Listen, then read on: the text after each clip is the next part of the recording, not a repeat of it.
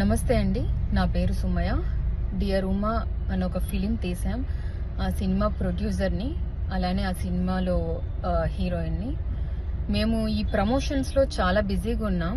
నా దాకా ఇంతవరకు రాలేదు. సడన్గా నేను ఫోన్ ఆన్ చేసేసరికి మా ఫ్రెండ్స్, మా ఫ్యామిలీ ఏదో వీడియో ట్రెండింగ్ అవుతుంది అనేసి ఎవ్రీవన్ ఈస్ కాలింగ్. అంటే ఎంత టెన్షన్ క్రియేట్ చేసిందంటే నేను అనుకున్నా ఏమైందబ్బా అని. తీరా చూస్తే ఒక వీడియో, ఎయిర్పోర్ట్ వీడియో. ఆ ఎయిర్పోర్ట్ వీడియోకి వాళ్ళకి నచ్చినట్టు ఏదో కామెంట్ చేసుకొని ఏదేదో పోస్ట్ చేస్తున్నారు. ఒక అమ్మాయిని పెట్టుకొని దయచేసి ఇలా అంటే నిజాలు తెలియకుండా చెయ్యకండి. అంటే రాజకీయం చేయొచ్చు, కానీ ఒక అమ్మాయిని అడ్డం పెట్టుకొని రాజకీయం చేయకండి దయచేసి.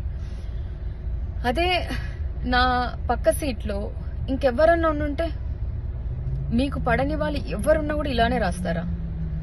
ఒక ఉమెన్ కి ఇచ్చే రెస్పెక్ట్ మన ఇండియాలో ఇంతేనా? I'm feeling so bad about this.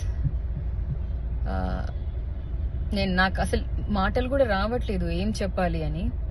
ఎందుకంటే దాంట్లో నిజం లేదు. మా ఫ్యామిలీ ఫొటోస్, మా ఫ్యామిలీ గ్యాదరింగ్స్.